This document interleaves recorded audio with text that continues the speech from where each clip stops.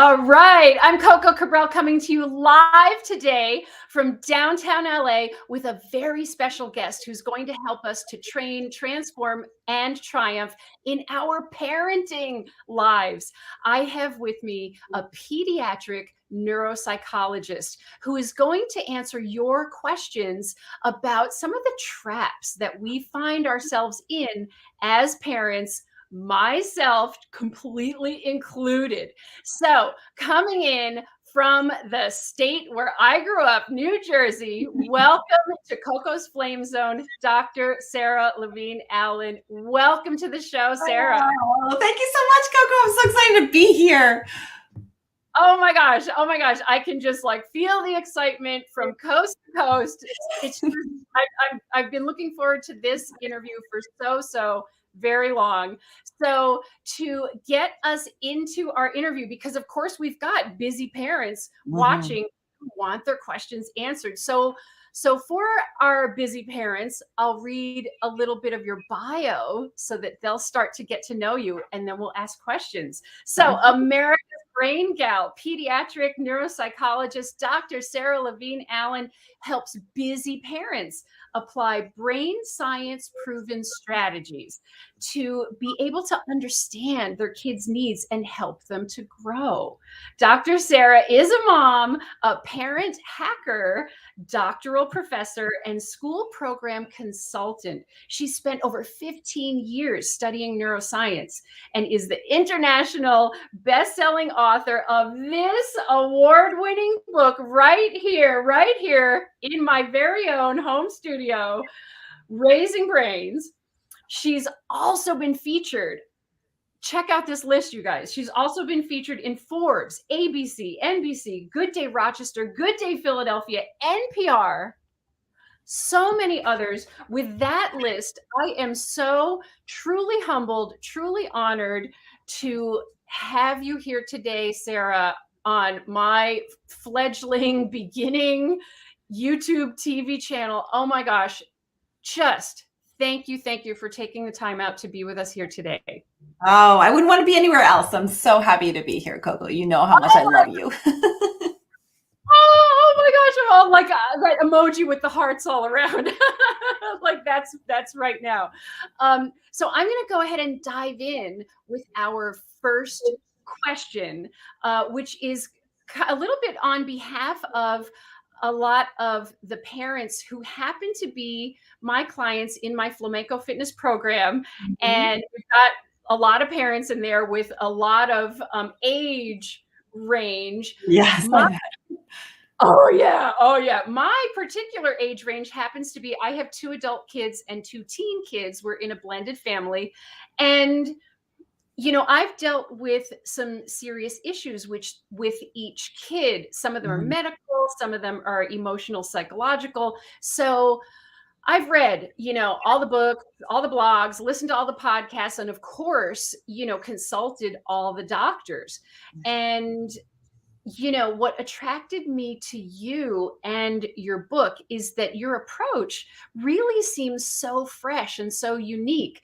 So can you share with us, what is the key thing to your approach that no one else is telling us? I love this question because I hear this from parents all the time. I've read all the books, I've done all the things aren't working, I don't know why, right? And the reason is because when you understand your kid's brain, you can take all that knowledge that you've gained. So it's not for nothing. These are all great things to read, but you can take all of that knowledge that you've gained and match it to your kid's brain profile. And not just that, but you can also match it to your own profile. Because the 2 reasons that the interventions fail are 1, they're not a good match for the kid, or 2, they're not a good match for the family. And we love to ignore this fact that we want to have things that go along with our brain patterns. But, if you asked me to go play soccer, I could read all the books and do all the things, but, someone has to teach me how to play soccer. And by the way, I don't even like soccer really that much. I don't really like that kind of, I'm a swimmer. I was a swimmer, so I don't really like, you do things on our own and then, the team. So I don't really like that style. So you could probably teach me, but am I going to be a great soccer star? No. So if you took that same thing and applied it to swimming, I love swimming. I was great at it. I really enjoyed doing it. I could probably advance there. So, it's about matching. And so I think that that's the key part. And what we're forgetting about is that we are people and individuals in each brain, although there's some patterns to them, of course, everybody has their own unique brain. And so once you understand how that brain works, you can take these strategies and match them. I think what happens is you kind of have like spaghetti you just throw at the wall and you try to see what sticks. And what happens with that is you have a big mess to clean up. It gets all over the place. And there's all these secondary, issues, right? Yeah, Coco. There's all these secondary things that happen. And then you get a couple maybe that stick until one falls off. But what if you could look in that spaghetti bowl and say, these 3 or 4 noodles are the most likely to stick. I'm going to start with those. Let me just take those out and put them on the wall. And then you have much less of a mess to clean up. You can target these things. It's going to work. You're going to feel more comfortable and confident, and you're going to be able to see the impacts, because it stinks to not be able to help your kids or to feel like you don't know what to do. And the trick of life is that, you get it, you figure out, like you said, with one kid, but the other kid is going to be completely different. So Exactly. I love this analogy of the spaghetti on the wall, which we've heard before, in so many other contexts. But in this context, I went straight to thinking about my 15-year-old who, when we first started, like, when he was much younger, let's see if he likes spaghetti, right?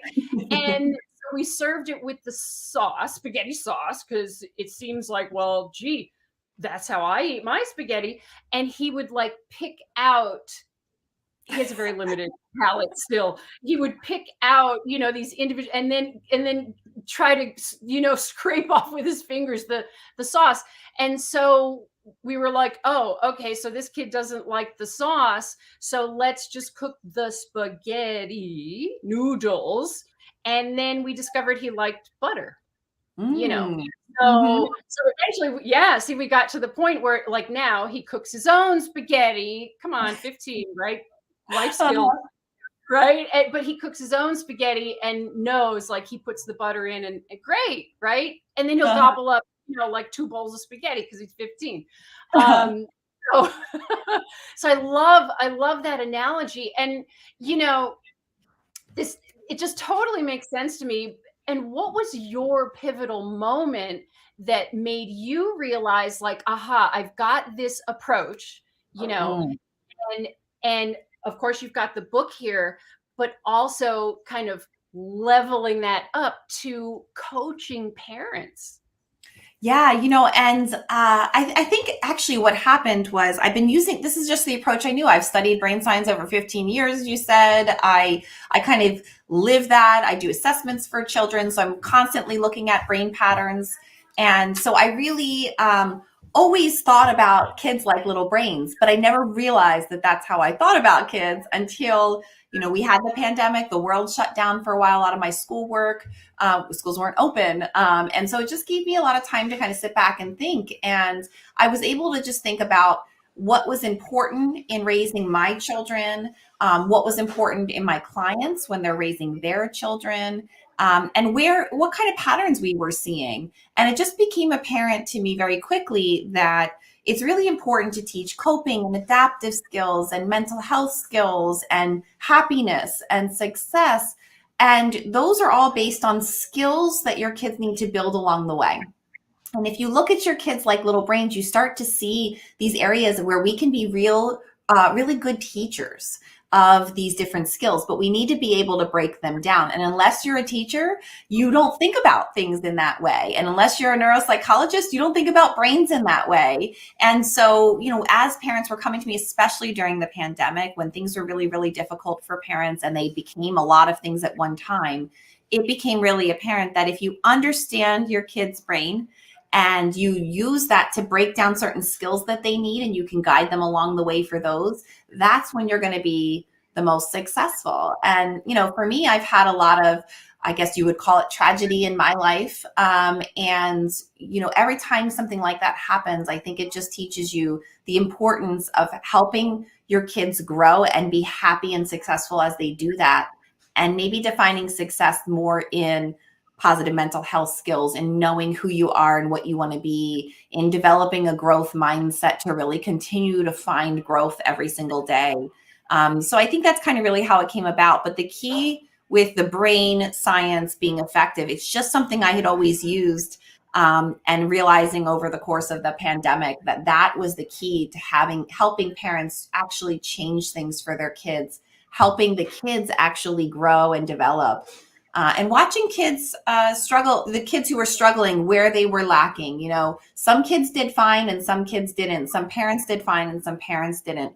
And this is really where it came down to is, are you recognizing the brain patterns and individualizing these approaches for their kids? Or are you just throwing that spaghetti at the wall? Right, right. Absolutely fascinating that this next level for you happened during this time, Mm-hmm. because you were able to, take the time to sit back and watch. So, speaking to that part that you were talking about, oh my gosh, developing those life skills when things happen, and some things, yeah, are tragedies that happen. And, some tragedies are truly great tragedies, and some of them are, maybe lesser tragedies, but the skills either way. And so here's a thing that I struggled with, not only during the pandemic, but before, with all of my kids. And maybe the pandemic put a magnifying glass on those things. One of the traps that I fall into as a parent is, the first layer is that I feel like a broken record, you Mm-hmm. know. Yeah. And even with teenagers, I don't know if it's especially with teenagers, right? Because I feel like, oh, come on, we've been working on the brushing of the teeth. When did we lay that skill down? And yet, I'm still like the broken record, reminding about the brushing of the teeth, wear the retainer, for the orthodontics and all the things. So that seem basic, right? That Right. seem like we laid these skills down a long time ago.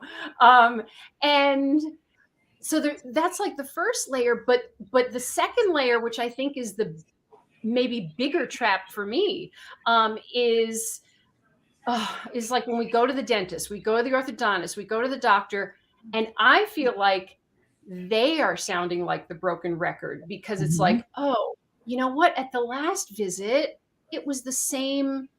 I'm not going to say lecture or speech, Mm-hmm. but it was the same words. And so what I get in my head, and I love our dentist, orthodontist, doctors, they're amazing. That's why I'm with them. And I know they're not judging me, but in my brain, my own personal brain, I'm twisting it. This is my personal trap. I twist it and it just happens like instantly. I Mm-hmm. twist it into thinking, I'm sitting there listening, and I'm thinking, okay, he's saying this again. He's being nice, but I know he's probably hiding the fact that he's judging me. Like, come on, mom, why Mm-hmm. haven't you with this kid yet? But Yeah. I'm thinking they're hiding it really well, and I feel like that's my trap. And so, like, I know as a coach, like a fitness and lifestyle coach, I know that these kinds of issues, take time and take coaching over time.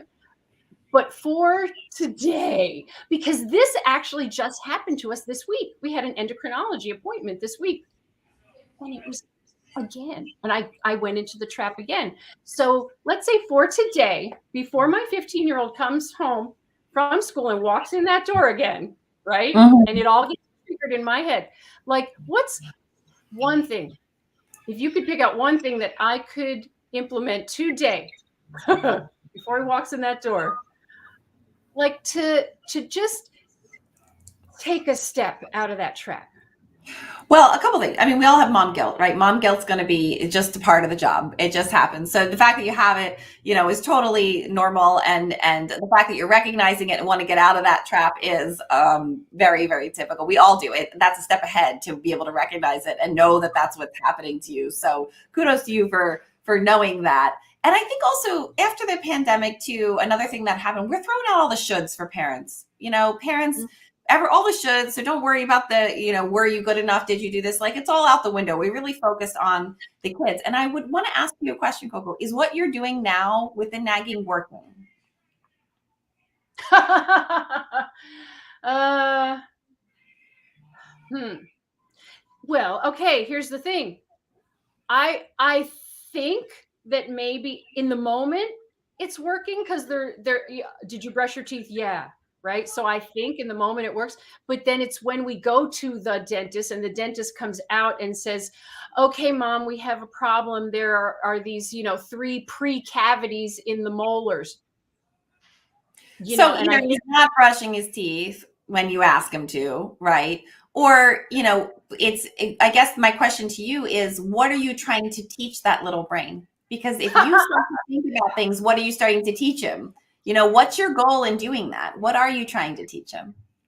This is why you're so good, Sarah. This is why you're so good, because I had never thought of it that way. And no one has ever asked me that question. Really. And this is the 2 magic questions. What does this little brain need to learn? What can I teach this little brain? So the way to get yourself out of the parent trap of guilt is to say, okay, well, what is my goal in teaching him?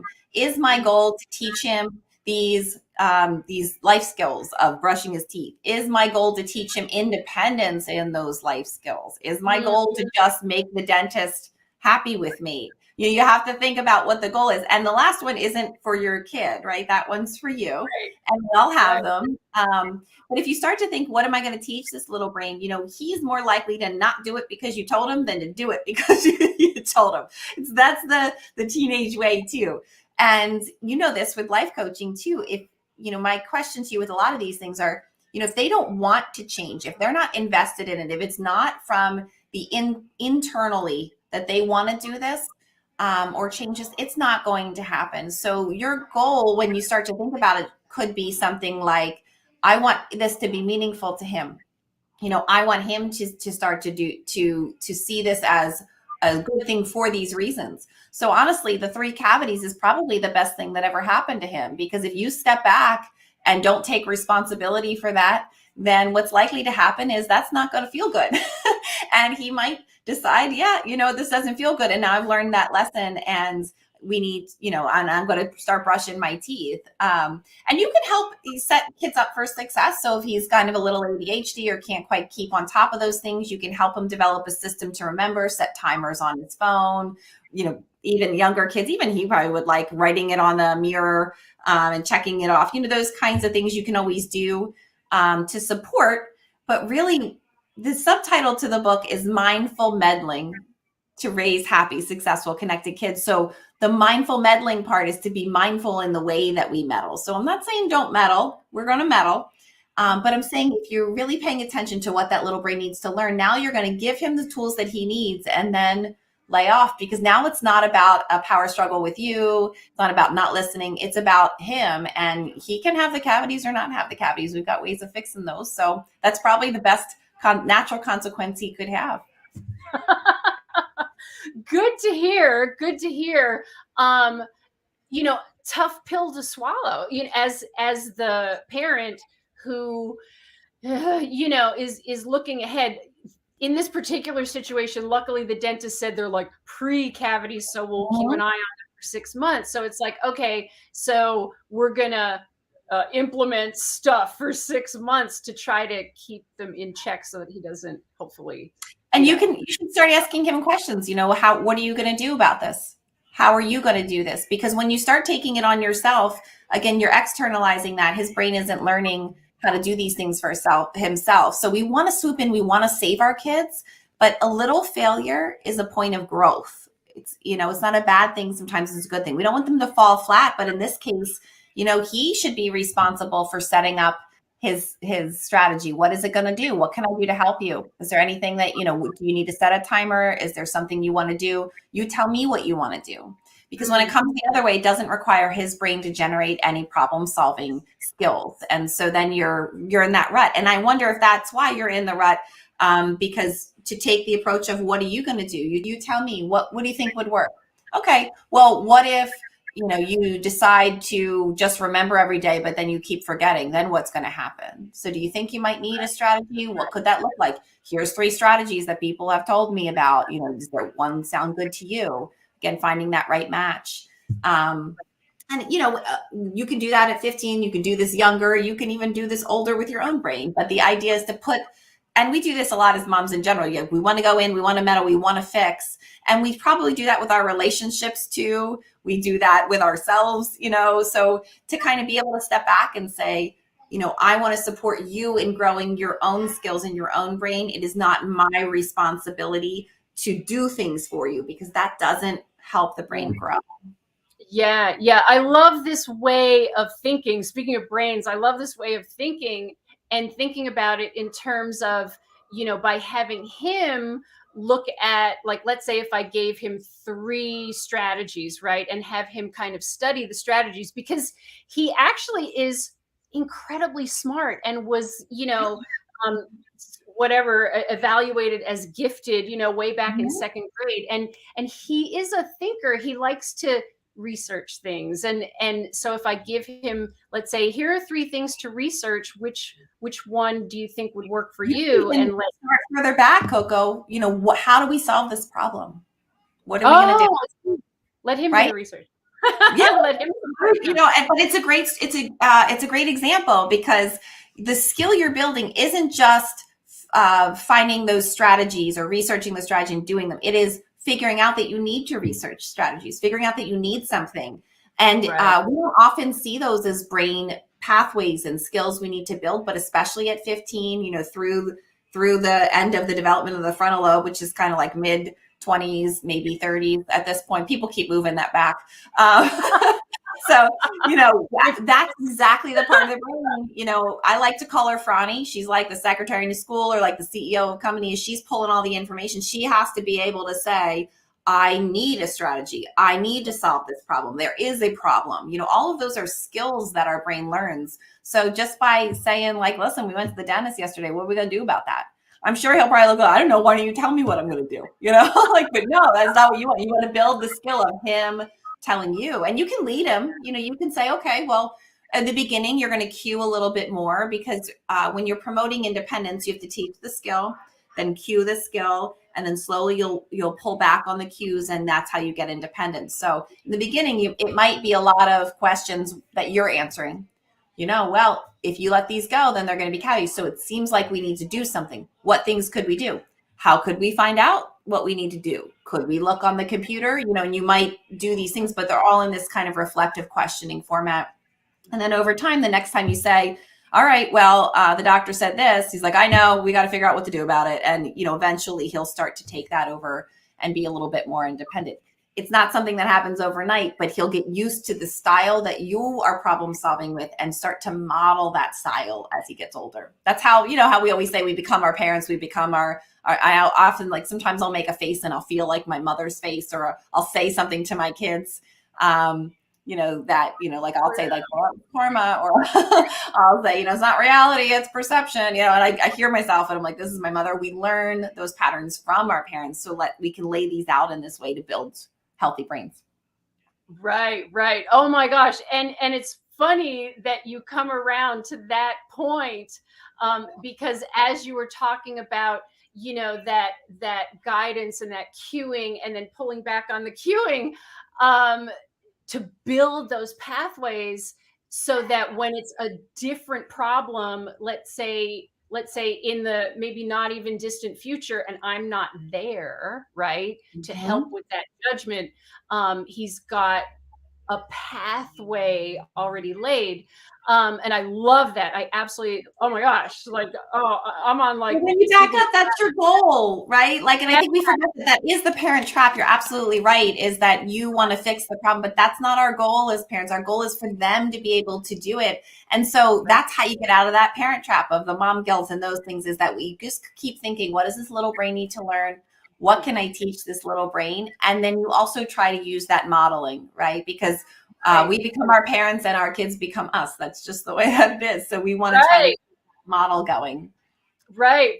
And for me, I feel like, my parents, especially my mom, who was very strong-willed, she swooped in all the Mhm. time. And so I think I had to do a lot of catching up as an adult. So there's probably an element of that in there, of like, oh, but I don't want them to have to catch up so much yet.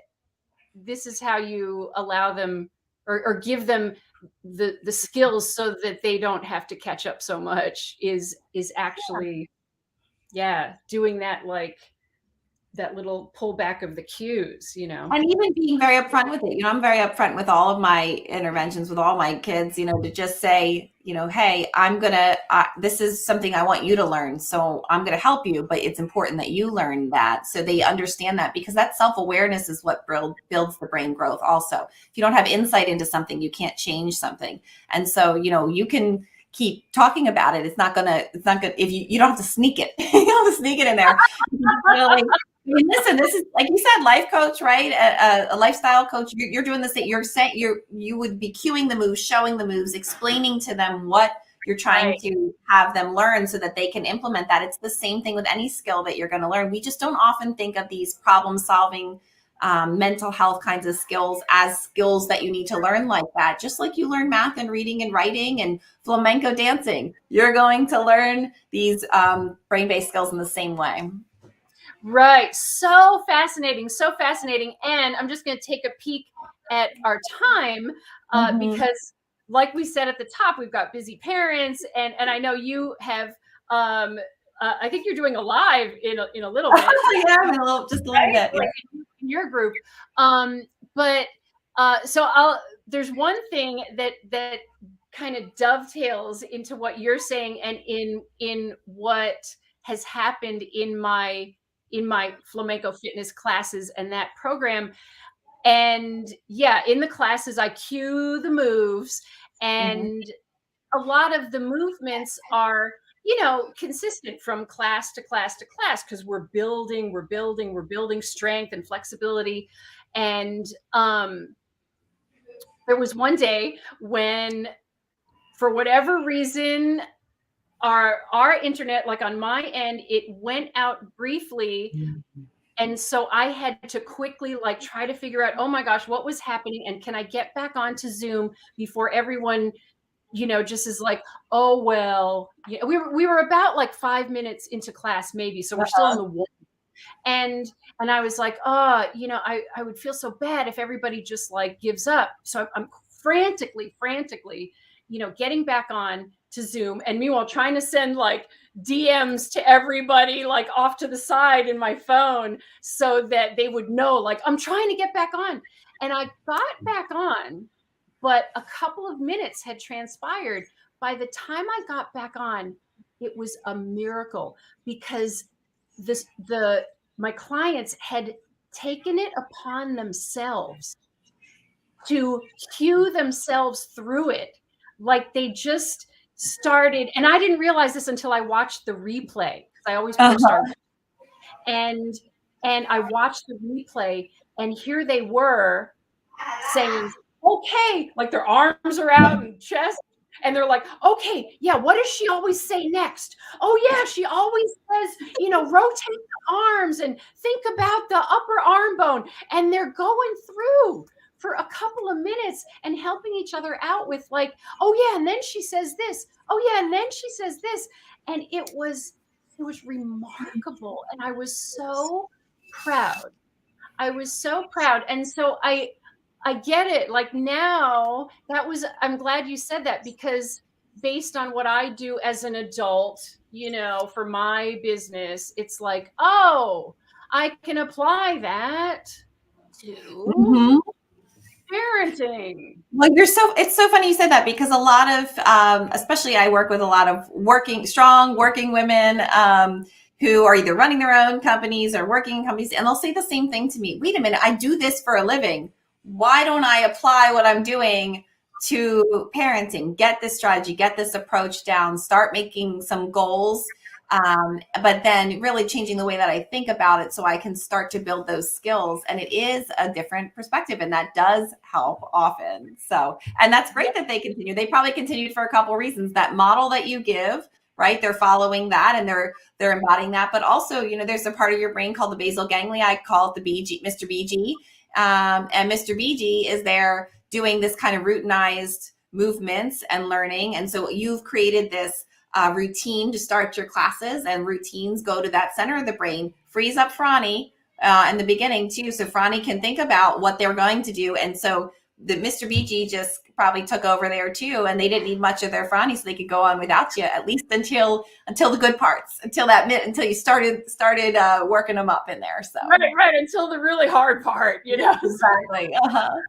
I love Mr. BG. That makes me think like, oh, I'm gonna have to queue up like some BGs. There you go. Oh, even better, music too, right? You got an extra bonus if you have good rhythmic music with Mr. BG oh, too. exactly. So I'm gonna do that for next week's classes.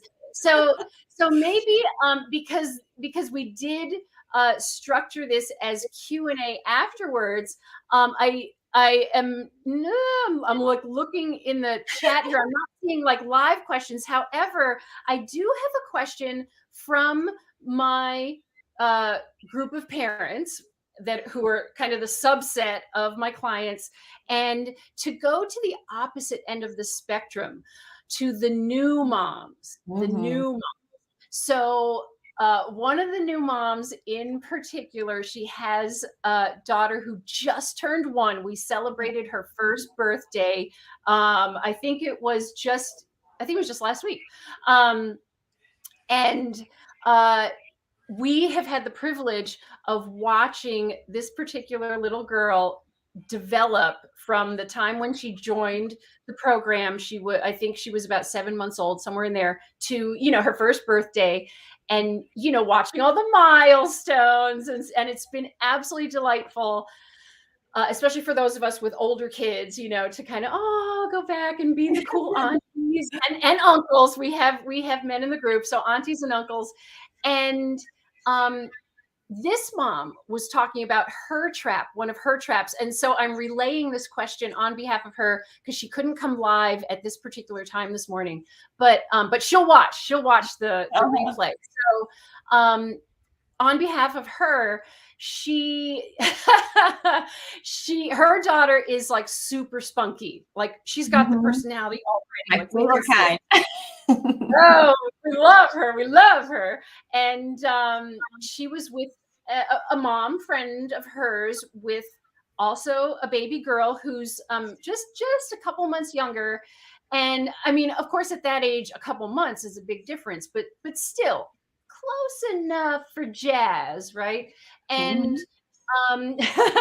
and she was falling into that compare-itis parent trap, which I know, of course, all of us fall into.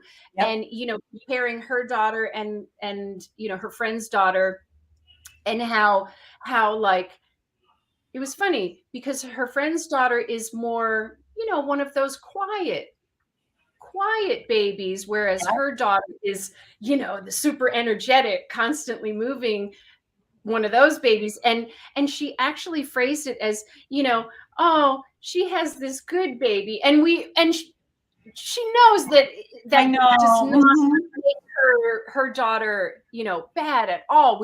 She loves, obviously, and we love her and all of that. But, she's tired. She's like, I need sleep. She'll tell us this. I need sleep. And then meanwhile, here's this other, she sleeps. And there's that compare-itis is her trap. Yeah. So great. Yeah, So maybe as a final question, that yeah. compare-itis. Yeah, I Yeah. think first of all, under age 6, there's huge variability in developmental skills in the way that skills develop. Some kids will be talking, first words around 1 and then start to build into sentences. Some kids don't say anything, and then at 3, they're all of a sudden speaking full paragraphs of things. And this is true for, some kids walk before 1. Some kids walk closer to 1.5, and so some kids crawl, some kids skip crawling altogether. And that is just the nature of the brain. I won't even test any kids under 6 because there's so much variability in the way that the brains develop, that, really what you're seeing one day can turn into the next. But these are just differences in the way the brains develop. Some have a little bit of a quieter personality, some have a little spunkier. Over time, that spunkiness will pay off. I swear. It's just exhausting to parent. It's really tiring. In the beginning, it's physically tiring and emotionally draining to have to entertain something that's running around the house so much. And later on, it might be hard to shape some of those behaviors, but those are ones that are going to push those boundaries a bit and really become fun, exciting adults. Again, it's just tough to keep them inside a box and keep them from keeping that strength their strength and not their weakness. And when you have a quiet baby too, that can be wonderful along the way. And that mom may run into other hiccups in other ways, trying to bring their kid kind of out into the world a little bit more. And honestly, the combination of the 2 kids is probably your best bet, to have them become friendly with each other, because they'll learn from each other a little bit more too, maybe take on each other's roles. And so, you don't just know that there's so much variability in skill development at those ages. And really what you want to do, again, goes back to matching brains, right? What does your brain need right now? You are fatigued, you are tired, you need that sleep, you're going to need to be able to refuel. So do flamenco dancing, take the time to do that. Get people to help support you so that you can have some people watching. Add some engagement for her so it doesn't have to be you all the time, because that's what your child needs. That's what your little one needs. And, the other one may need more engaged, to be more engaged at times. And so, I would just say that really look at those brain patterns and then go back to saying, what are the needs of me and my child at this time, and how do I meet those needs? And if you're thinking about what your kid's little brain needs to learn and what can I teach them, you're going to come out of that trap of starting to look around to see if you're doing a good job, and you're going to be able to look right in front of you. Oh, wow.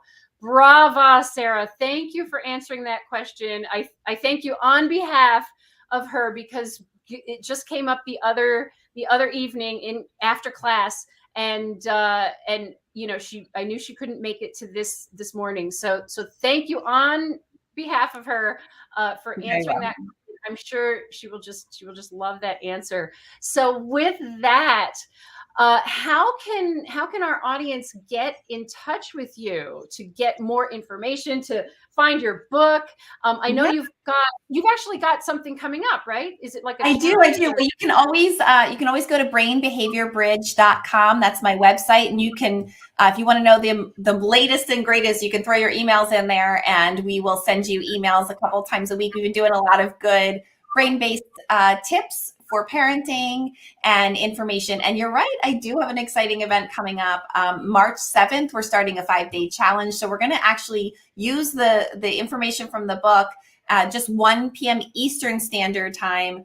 We are going to do that every single day, and we'll give you a little bit of information and then give you a great activity, a great challenge for you to do that can start to develop your own plan, brain-based parenting plan for your child. And we're really excited about that. So that starts March 7th.